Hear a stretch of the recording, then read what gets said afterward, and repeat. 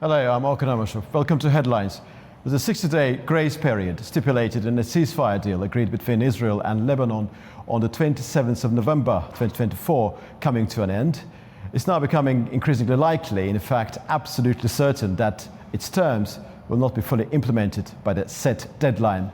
Although Israel was expected to withdraw all of its forces from southern Lebanon in line with the ceasefire agreement, it now says that it will not do so, as the IDF withdrawal is contingent upon the deployment of the Lebanese army south of the Litani River, with Hezbollah fighters and weapons being removed from the area.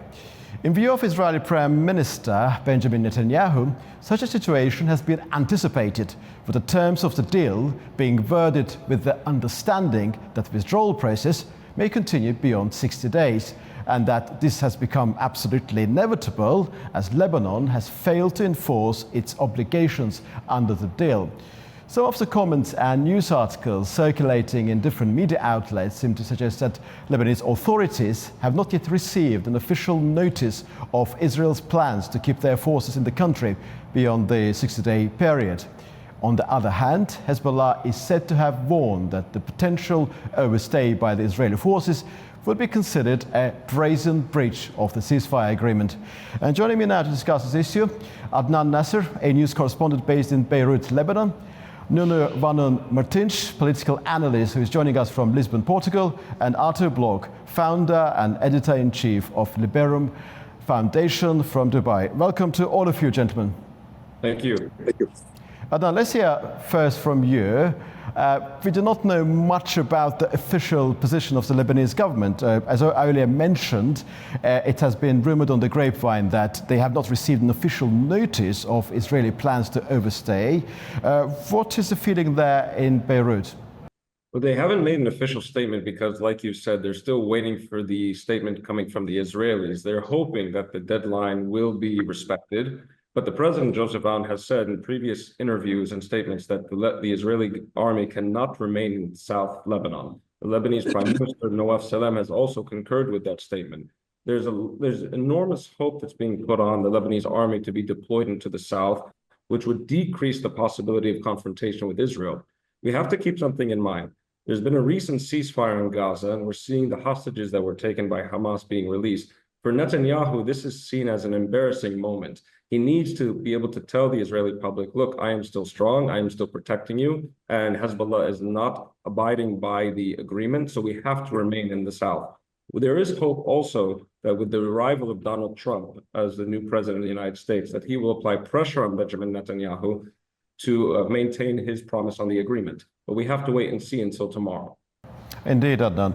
Thank you very much indeed. And it was earlier, reported that Israeli Security Cabinet met on Thursday to discuss this particular issue, and then Prime Minister Netanyahu informed Donald Trump's administration that his government wanted Israeli troops to stay in southern Lebanon for at least 30 days beyond the set deadline. And Michael Herzog, Israel's ambassador in Washington, earlier stated that the 60-day deadline enshrined in that ceasefire deal was never perceived to be as set in stone. And the impression given is that Israel has been preparing for this extension all along. What is your feeling and analysis about this situation?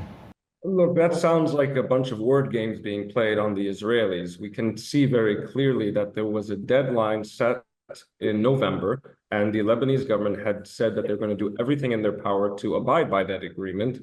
And keep something in mind, President Donald Trump has also made promises, especially to the Lebanese people, that he does not want to see a resumption of confrontation in the Levant region. Now, that might be also for personal selfish reasons. He does not want to be seen as a president who's allowing more wars in the Middle East. But either way, this is not something that I would say that the Israelis can violate without suffering some international condemnation. Nuno, could you reply to the self-same question? It was originally designed to be put to you. And thank you, Adnan. Nuno, could we hear your reflection as well? No, absolutely. I have to say that I think Adnan just mentioned the point, which is the following. On one hand, there is, by the Israeli government, in my view, there is the fact that how is the new government in Lebanon will see the role of Hezbollah and how the Trump administration will also see the role of Hezbollah. On the other hand, it is also true that the Israeli administration, the Israeli cabinet, is much more dependent on the Trump administration right now than it was on the Biden administration. So the question is this. I do think that the reason why they don't want to leave the South is because they really feel that the agreement was not fulfilled on one hand. On the other hand, they will very much depend on the Trump administration, and they will much depend also on how the Hezbollah will be weakened with the new administration or not. Because if the role of Hezbollah will be the same, which I doubt, it's going to be very much more complicated for Israel to leave the South.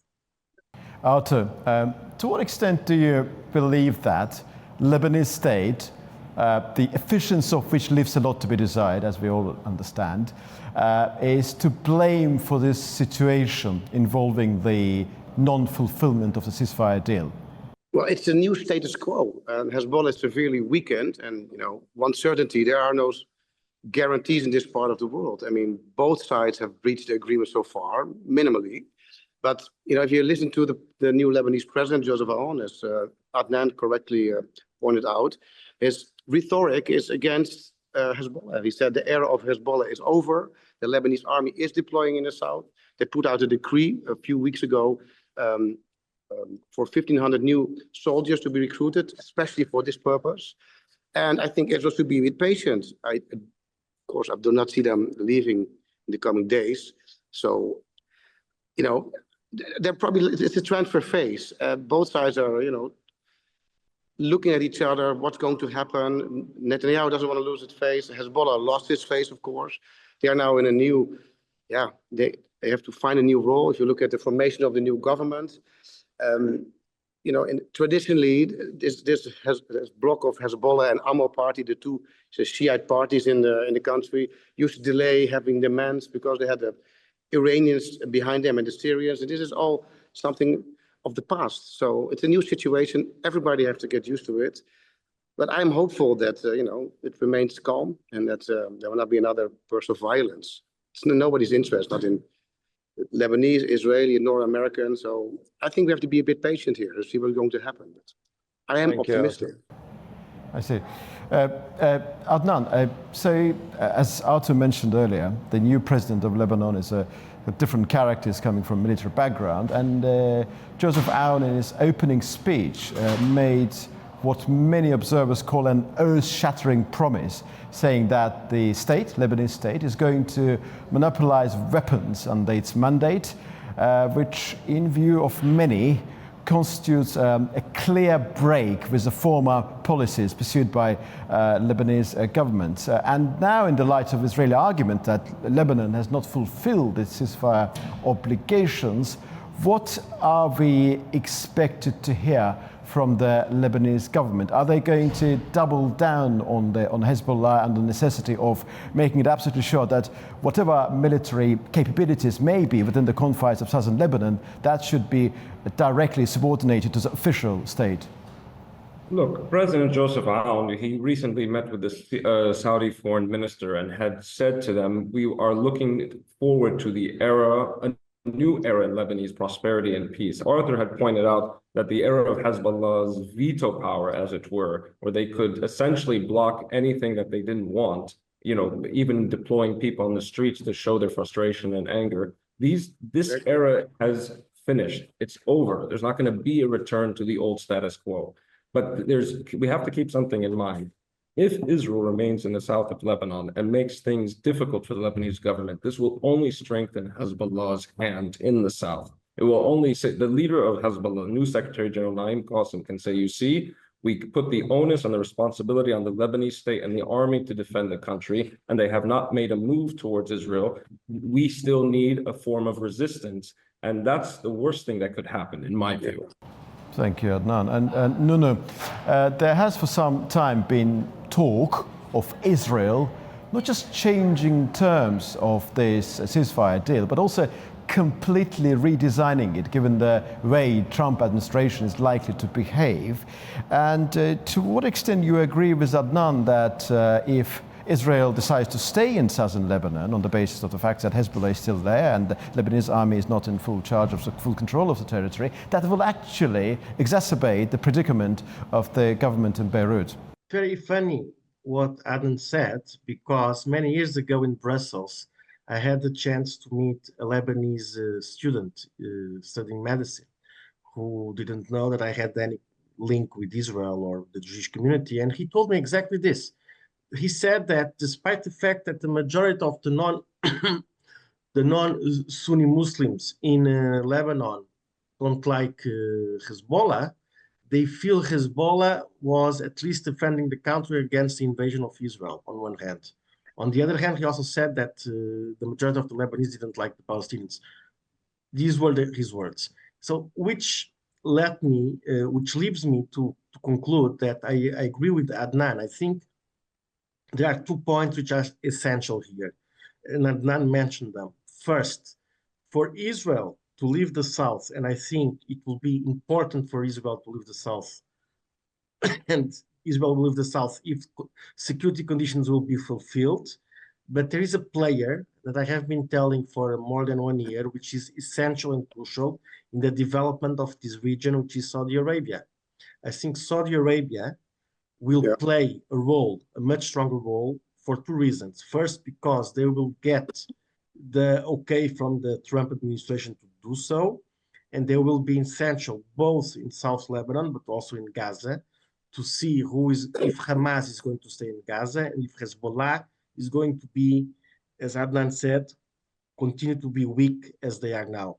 So I have to say that I'm optimistic, as Arthur said as well, and I fully agree with Adnan. I think that Israel should and will do a conversation with the Saudis for the short and medium term in the region and in southern Lebanon specifically. Arthur, what is your view on all of these, and what is your appreciation of the potential Saudi role in this process? As I said in earlier interviews, it's all a matter of money. We should give Lebanon a break at this moment. We have an army that's severely under-equipped. Joseph Aoun knows that, there's no other. Now Hezbollah has overstayed its welcome. If you look at, if you let the Iranians, let me rephrase it like this. If you let the Iranians jump in the vacuum now and give them the opportunity to rebuild Hezbollah, then we're getting to another bad phase. But if the Saudis do what they say and help the Lebanese army to rebuild, to be strong, to buy the necessary equipment and actually provide a status quo where the Lebanese army can go to the south and enforce peace and security, then we will be in a better situation. But right now, the Lebanese army doesn't have the means. Also, it's very difficult for them to go in the south full speed and actually take over. We don't have an army like the Israelis have. And that's a bit of a thing people seem to forget. We have an army, but the army needs to be equipped. And the Americans should play a role in that. We have to make the Lebanese army strong so they can actually play the role that the international community expects them to play. That's really, it stands and falls with that. So if it remains with promises and beautiful words, we will see a lot of misery occurring in the future. But if we actually get money and the opportunity to play the role that we're supposed to play, then I'm optimistic as well. But so far, it's a lot of rhetoric, and we are not there yet. And yeah, it remains to be seen in the coming weeks, months, what's going to happen. Others are going to jump in the, let's say, in the vacuum that the Iranians left behind. And instead of funding Hezbollah, funding the LAF, the Lebanese Armed Forces. Let me just say something regarding what Arthur is saying. I think there is one point which is essential. I have seen this point many times, especially with the Egyptians at the beginning and the end of the fall of Mubarak. Mm-hmm. It's not only about money. Of course. Money is crucial, but it's more than that. It's about boots on the ground. It's about education of the army. Yeah. It's about renewal of the civil society. And this is not only with money, because you know what happened with the money. The money goes part for it, and the other part goes to the pockets of some people. Correct. But if you look at the recent Lebanese history, it was Hezbollah who called the shots in the south. As of 2006 and the war we had with Israel, it was the Iranians who, were handing out cash literally Absolutely. to people who lost their homes. And this is not happening right now. So there's a golden opportunity for Saudi Arabia and for America to actually do what they say. So we need to give the people their livelihood back and their dignity. They have Absolutely. basically ruled southern Lebanon and Beirut since now, early 90s up until now. And this is their end. And these people are also part of Lebanon. So Hezbollah as a political party and entity is welcome in Lebanese society. Only the military wing is finished. It's over. You cannot be a viable nation and talk about peace if you have an armed militia in your country. Now, I think a lot of people in the Shia community realize that. It's time for change.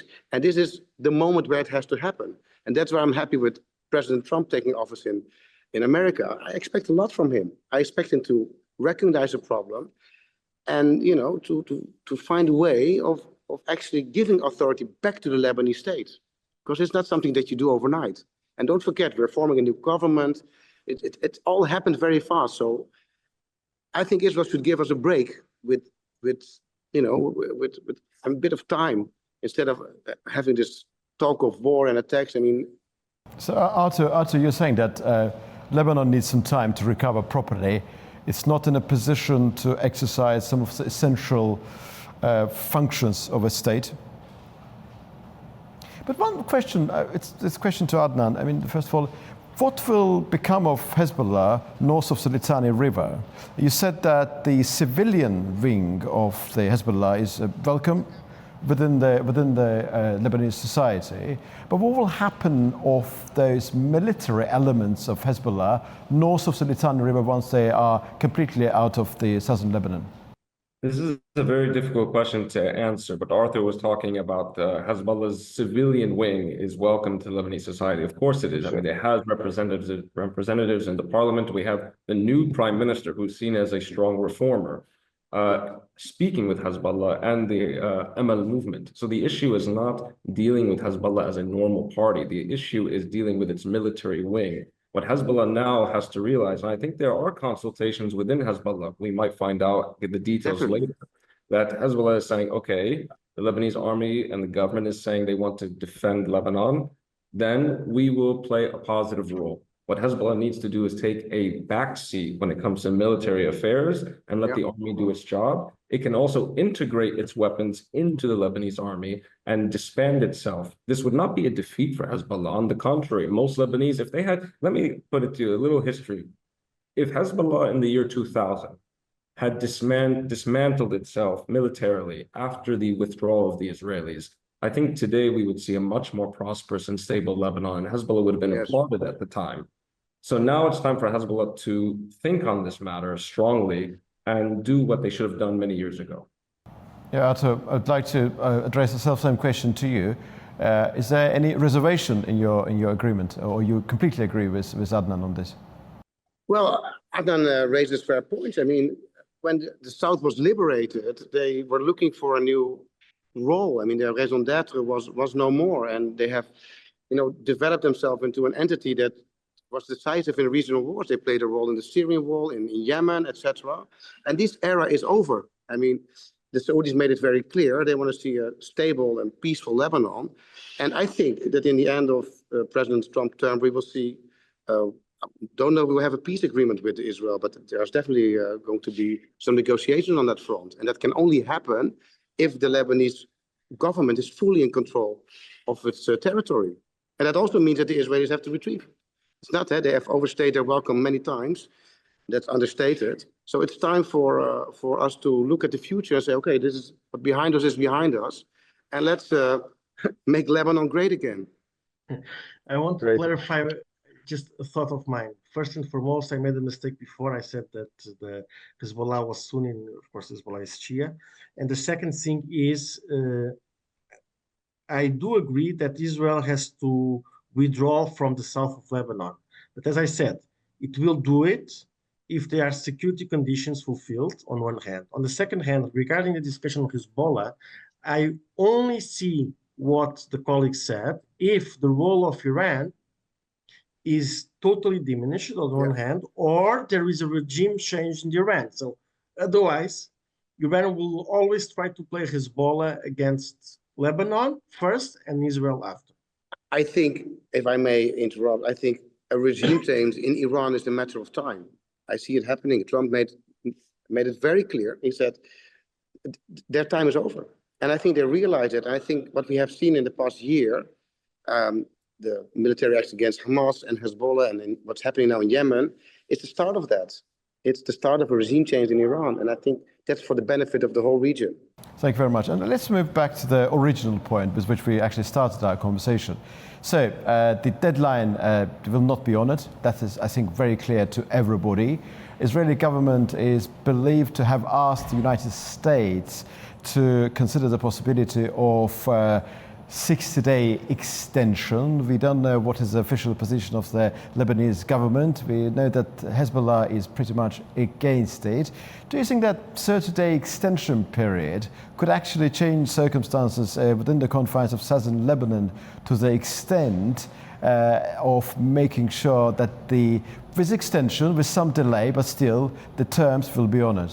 Well, I don't see any particular reason why the Israelis would have to extend their stay. The point of this agreement was for it to be honored, not disrespected blatantly by the Israelis. Now, they claim that Hezbollah's very existence is a threat to Israel. Well, that may be the case, but that was not discussed at the time. I know the Israelis want to see the dismantlement of Hezbollah's military wing. I suppose the United States would also like to see that. But that, I think, will have to come at a much later date. For now, it's up to the Israelis and the international community to force a withdrawal. The international community must force and apply pressure on the Israelis to withdraw from the south. Yeah. You were talking about the official position of the Lebanese government. Well, the official position of the Lebanese government is that Israel is an enemy state. And there's still a clause, if I'm not mistaken, that the act of resistance is legally allowed when facing an occupation. So that could be a subtle cue from the Lebanese government that Hezbollah would have some right to. But that clause was enforced by. Yeah, that clause was enforced by Hezbollah, of course. You know, we have to have. It wasn't. It wasn't. Yes, indeed, it was, Arthur. But this was also when there was a genuine, desire on the part of the Lebanese to see the Israelis leave. Yeah, of course. Sorry, Arthur, I will ask you to comment on this as well. I think the US position has always been that Hezbollah is a threat to everybody within Lebanon, southern and northern Lebanon. And when you said about the legality of resisting occupation and about Lebanese government's right to defend itself, its territorial integrity, could this be legally within the understanding of the terms of that ceasefire deal, which was achieved on the 27th of November, be carried out by Hezbollah as a mode of action? Because what we earlier mentioned about the newly elected president of Lebanon, that there is a break with the former policies, and the new Lebanese government will not view Hezbollah as a militant element counteracting Israeli encroachment within the confines of Lebanon. So we talked about the break. So what I'm trying to understand, is it still within the official mindset of Lebanese government perfectly legal to use, or rather to create certain circumstances conducive to Hezbollah acting in such a fashion against Israel? Look, here's something we have to keep in mind. Suppose Hezbollah does not attack any Israeli forces after the Israelis violate the agreement. That could also be a sign that Hezbollah is willing to show more restraint, which then the Lebanese state can go to the United States and its allies and say, look, Hezbollah, even though Israel is violating the agreement, Hezbollah has shown restraint and is waiting for us to use our means to defend Lebanon. So the fact that Hezbollah might end up being the patient one in all of this makes them look a lot more of the defender of the agreement, and leaves Israel with egg on its face. Arthur and Nuno. Well, listen, let's not forget how we got into this mess. It was not Israel who attacked Lebanon. It was Hezbollah who attacked Israel after the Israeli government started its actions in Gaza. So I completely agree with what Adnan said, but we have to get out of a status quo where we have an entity in the country that can attack on its own expense without, talking and getting consensus in Beirut, in the So we lost contact with Arthur, I'm afraid. Nuno, the floor is yours, please. No, look, I think at the end of the day, what it will matter is two actors, which is, as I said before, the US administration plus the Saudis in agreement with the Lebanese government and with the Israeli government, and to see how to manage first Iran and then Hezbollah. Because as long as Iran is there, it's always a threat. And Hezbollah is going to be seen, in my view, maybe I'm wrong, but as an arm of the Iranian regime. Also, we should not forget another thing which is also important. The fall of Assad in Syria also changed a little bit the game for Hezbollah in Lebanon, which make it much more weaker. So therefore, it is in the interest of Hezbollah not just to be seen, in my view, the crusade against Israel and to support Lebanon against the Israeli invasion, but most probably to start becoming a normal political actor in the Lebanese politics. Otherwise, it will lose totally its strengths if the Iranian regime changes. Thank you very much indeed. This was Adnan Nasser, a news correspondent based in Beirut, Lebanon.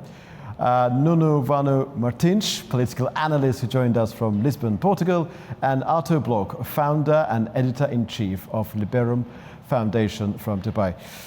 Thank you to all of you and see you very soon.